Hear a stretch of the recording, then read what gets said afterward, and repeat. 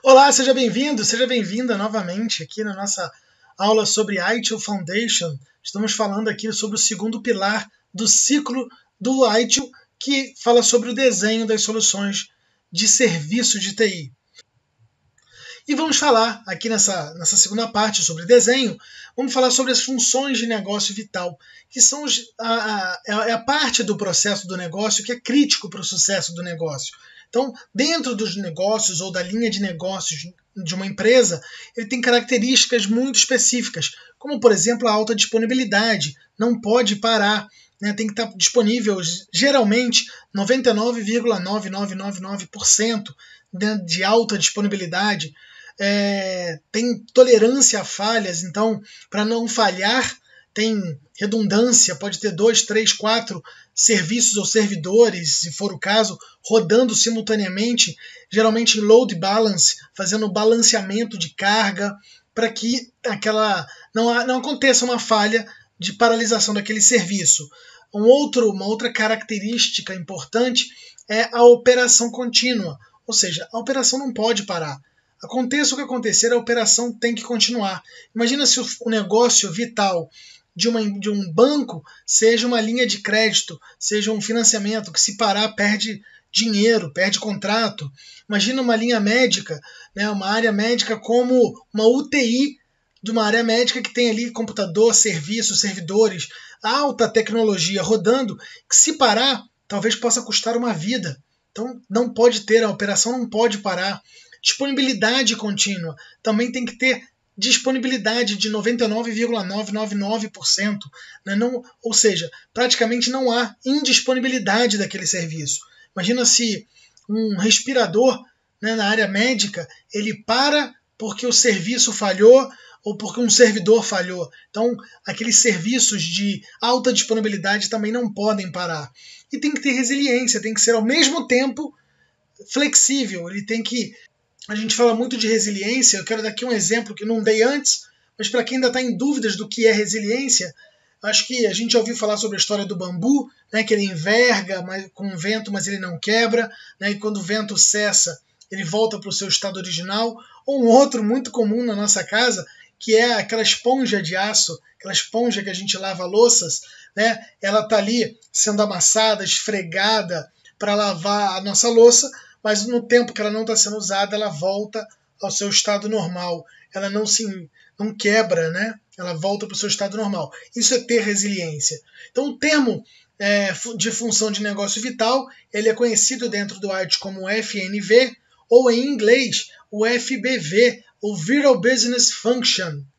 E agora a gente fala sobre o próximo gerenciamento, que é o gerenciamento de continuidade. A definição do gerenciamento de continuidade é a gestão da continuidade de negócios, o GCN, que é um processo da organização, onde é estabelecida uma estrutura estratégica e operacional adequada para melhorar a resiliência da organização contra possíveis interrupções e dentro da sua capacidade em atingir seus objetivos principais. E como é o ciclo da GCN, da gestão de continuidade de negócios, né? Inclui aqui a cultura organizacional da empresa, que é muito importante. Então, olhando aqui na nossa roda, a gente tem aqui, né, a primeira parte aqui, ou parte dela, e entendendo a organização. Determinar a estratégia de continuidade de negócios. Então, quando você está determinando a estratégia de continuidade de negócios, você vai desenvolvendo e implementando uma resposta de gestão de continuidade de negócios.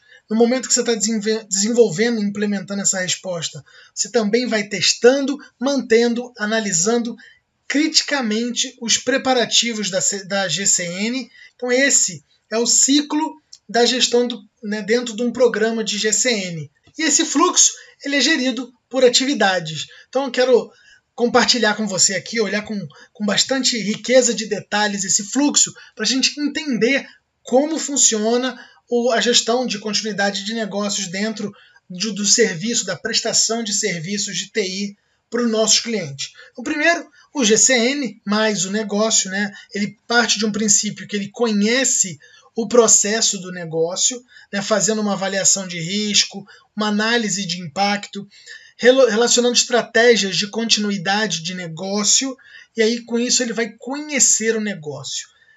Descendo aqui no nosso nível, ele vai para a alta direção. O que a gente encontra dentro da alta direção? Primeiro, a mitigação de riscos, que está bem aqui no meio, que está diretamente relacionadas ao gerenciamento de riscos. Do nosso lado esquerdo, tem aqui o não fazer, né, quando você não tem o que fazer numa determinada situação, ou tem a continuidade dos negócios. Quando o fluxo de atividade está relacionado à continuidade dos negócios, ele desce para o nível onde todos se envolvem, que é a elaboração dos planos do gerenciamento da continuidade de negócios. E essa elaboração dos planos passa por várias áreas dentro da empresa. A primeira delas aqui, a área de recursos humanos e de procedimentos. Depois a área de ambiente alternativo e a terceira área que é de suporte tecnológico, que é o hardware ou software daquela solução. Voltando aqui nos recursos humanos e procedimentos, é aqui onde a gente vai focar em dados e informações para se gerar, para se alimentar essa gestão da continuidade de negócios. Aqui no meio, no ambiente alternativo, a gente vai focar nos equipamentos e nos suprimentos necessários para dar a continuidade do negócio. E lá na outra ponta, em suporte tecnológico, que sistemas da informação são utilizados para garantir a continuidade de negócios. E aí, num nível mais baixo, onde todos também são envolvidos, tem que manter e testar esses planos. Os planos foram criados e agora eles serão testados e mantidos. O próximo gerenciamento dentro do nosso pilar de desenho de soluções de serviços de TI é o gerenciamento da segurança da informação. E o termo risco na ITIL está associado com segurança, gerenciamento de projetos, continuidade de serviços, disponibilidade, etc. O risco ele é um evento possível que pode causar perdas ou danos, ou até afetar a habilidade de atingir objetivos dentro da empresa. Um risco também ele é calculado pela probabilidade de uma determinada ameaça ocorrer e pela vulnerabilidade do ativo a essa ameaça e pelo impacto gerado que ela vai ocorrer dentro daquele evento. E o risco também pode ser definido como incerteza pelo resultado e pode ser usado no contexto da medição da probabilidade de resultados positivos ou de resultados negativos dentro do ambiente de tecnologia da informação. O gerenciamento de segurança da informação utiliza terminologias muito específicas, como disponibilidade, resiliência, confidencialidade e integridade. E a disponibilidade é a habilidade de um item de configuração ou um serviço de TI de realizar suas funções acordadas quando forem requeridas. A resiliência é a capacidade do serviço de ser restabelecido após um sinistro ou a ocorrência de algum alto impacto direto no ambiente de tecnologia. A confidencialidade é garantir que os dados e os itens de configuração sejam modificados somente por pessoas e atividades autorizadas. E a integridade é o princípio da segurança que requer que os dados sejam somente acessados por pessoas autorizadas. E ainda dentro do gerenciamento de segurança da informação, existem responsabilidades que devem ser seguidas para garantir a segurança da informação daquele serviço que está sendo prestado.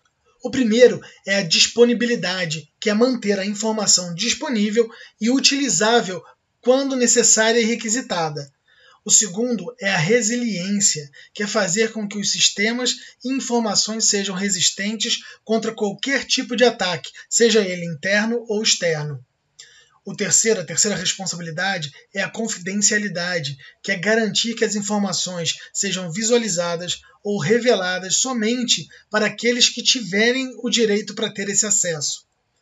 A próxima responsabilidade é a integridade, que é garantir que a informação seja completa, seja íntegra e rigorosamente protegida contra modificações não autorizadas. E a última responsabilidade é a responsabilidade da autenticidade, que é tratar as operações de negócio como a troca de informação entre empresas ou com parceiros, garantindo assim que as informações sejam confiáveis. E para isso, utiliza-se políticas de segurança da informação atreladas diretamente ao negócio e ao serviço de TI que está suportando o negócio. Que políticas são essas? Uso e abuso de ativos de TI, controles de acesso desses usuários. Lembra que nós vimos a lista de usuários e as permissões? Então, ter o controle desses acessos, o controle de senhas, a gestão das senhas, utilizando senhas fortes, utilizando senhas que estão sendo trocadas periodicamente para evitar que uma senha seja passada para outra pessoa, e-mails que sejam colocadas informações que são só necessárias dentro dos e-mails, da troca de informação por esse caminho, acesso à internet, garantir que os acessos à internet sejam monitorados, sejam blindados e que só se permita acessar a internet dentro daquilo que está diretamente relacionado ao negócio e à prestação do serviço em si.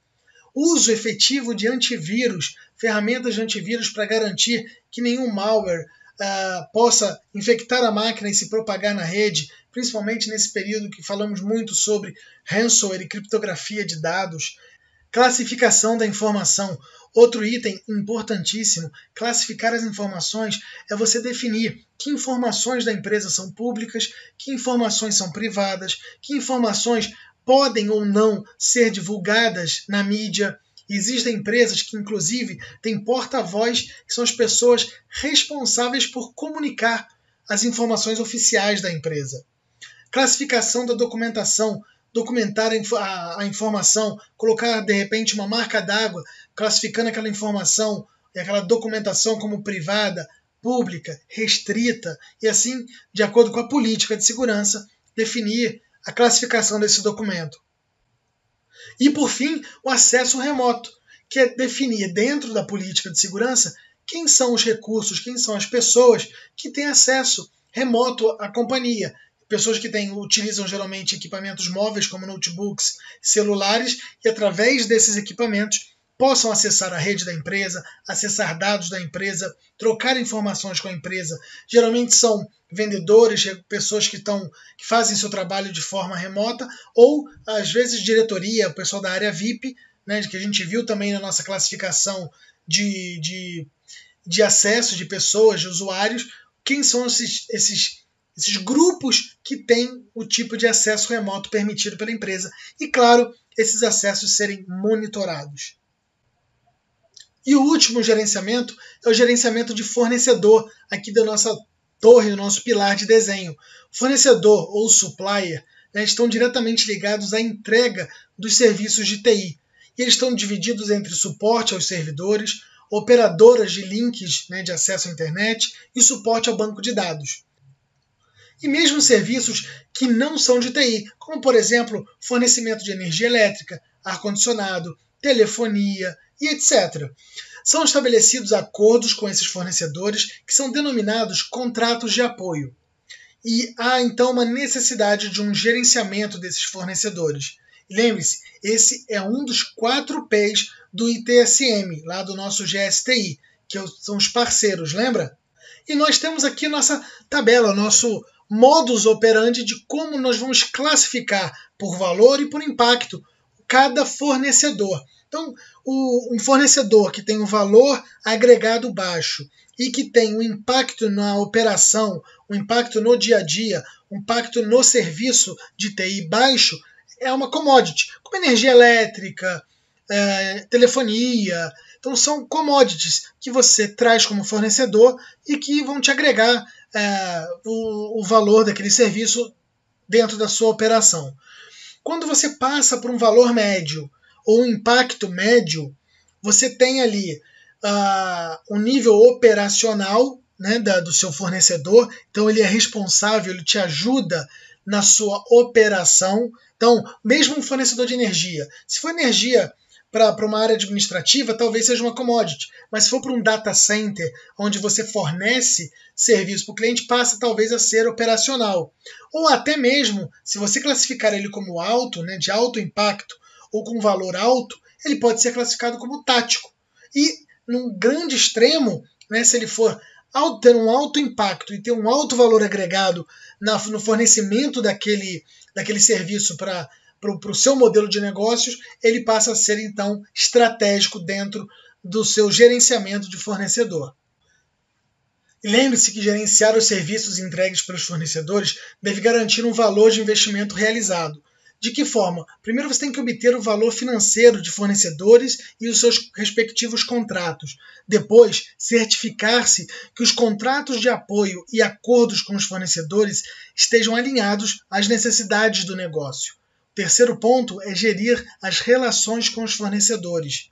O outro fator importante no gerenciamento é negociar e estabelecer os contratos com os fornecedores e gerenciar o desempenho desse fornecedor durante o seu contrato de fornecimento de prestação de serviço.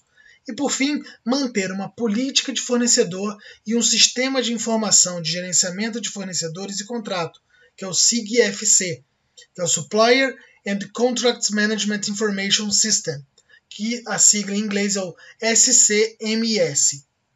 Esse sistema de informação de gestão de contrato e de fornecedores tem objetivos muito claros e muito específicos dentro do ITIL, que é a redução de custos, sendo normal que o fornecedor tenha mais que um contrato com a empresa, inclusive com outras áreas, isso dá um ganho de escala, entender as sazonalidades e fechamentos do fornecedor para poder negociar no final de um quarter ou de um quartil, poder ser mais positivo, tendo ganho também no custo da contratação, acompanhar a qualidade do produto, que é o contrato que garante uma devolução ou uma troca em caso de problemas, acompanhar o nível de serviço, os SLAs e multas são mecanismos que ajudam a melhorar a qualidade do serviço prestado. A multa pode se tornar recompensa em caso de superação de metas, se for interessante para a empresa. E, principalmente, tornar a relação profissional sem espaço para avaliações pessoais. E como funciona esse sistema de informação de gestão de contrato e de fornecedores? Você tem como entrada, você tem contratos novos que vão surgir durante as demandas específicas de cada serviço, gerenciar os SLAs, que podem ser alterados no decorrer do contrato, e as renovações contratuais, que também vão ocorrer caso a prestação de serviços esteja atendendo às demandas do mercado. E o banco de dados de fornecedores de contratos, então, é alimentado com essas informações, gerando relatórios de SLAs, renovações, melhorias de datas para negociações, informações gerenciais que são utilizadas nas tomadas de decisão sumarizadas, fluxo de caixas e os principais fornecedores, uma lista desses principais fornecedores. E para você poder fazer uma boa leitura de um contrato com o fornecedor, entender seus contratos e os seus acordos, é preciso conhecer as siglas nas duas línguas. No caso de uma certificação, é necessário utilizar o termo em inglês, mas eu também já vi casos de perguntas com a sigla em português. Então você vai encontrar, é muito comum, o SLA ou ANS, quando estiver falando de nível de serviços atuais, o SLR ou novos serviços contratados, o OLA ou o ANO, que são acordos internos entre as áreas, como facilities, ar-condicionado, elétrica, por exemplo, o UC ou o CA, que é o Underpinning Contract, que são contratos de apoio com fornecedores ou parceiros, certo? Assim como entender como funciona o conteúdo de um bom contrato de serviço. E esse contrato ele precisa ter um escopo bem definido, termos desse acordo, de o que ele vai estabelecer como um acordo, descrição dos serviços, papéis e responsabilidades, os SLAs, as capacidades tanto técnicas quanto administrativas, gerenciamento, como vai ser gerenciado todo o ambiente, incentivos e penalidades, é muito importante, está muito claro quando vai ter uma penalidade, uma multa, quando isso pode ser revertido em um incentivo, valores, os preços dos serviços de contrato, o investimento, como deve ser feito, se vai ser feito um investimento no início, no meio e no final do contrato, o termo de gestão de mudanças, como é que você pode mudar o contrato, a confidencialidade, ter um NDA, que é um outro termo importante, que é o termo de confidencialidade das informações trocadas ali, e uma cláusula de rescisão, caso ambas as partes, por algum motivo, qualquer motivo, precise cancelar aquele contrato. Um outro gerenciamento dentro da nossa torre de desenhos é o gerenciamento de serviço, que existem várias maneiras e também ferramentas para medir e apresentar os níveis de serviço, independente da solução que você adotar. E o mais importante é estabelecer uma relação de confiança com o seu cliente. Esse gerenciamento ele deve ser acessível, ou ter uma origem em fonte confiável e, se possível, sem o manuseio manual desses dados. Ele tem que ser imparcial, sempre que possível ser numérico, evitar interpretações ou falsas interpretações, e apresentado e discutido periodicamente, isso combinado com o cliente. E, além disso, ele deve possuir um plano de melhorias, caso os indicadores fiquem abaixo das metas estabelecidas.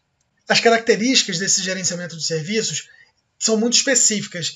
E o que é gerenciado nesses serviços? Primeiro, a disponibilidade, que a sigla em inglês é a availability, que é o tempo em que o serviço fica disponível entre as falhas. Nós já vimos lá que é o TMF, ou em inglês MTBF, que é o Mean Time Between Failure.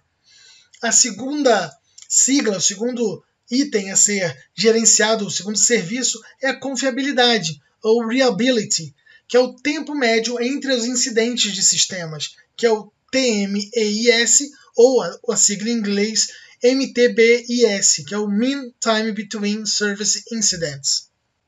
A terceira característica é a sustentabilidade, ou Maintainability, que é o tempo médio de reparo, também conhecido com a sigla TMPR, ou a sigla em inglês MTTR, que é o Mean Time to Repair, ou ainda o TMRS, que é o tempo médio de reparo do sistema, ou a sigla em inglês MTRS, que é o Mean Time to Restore Service.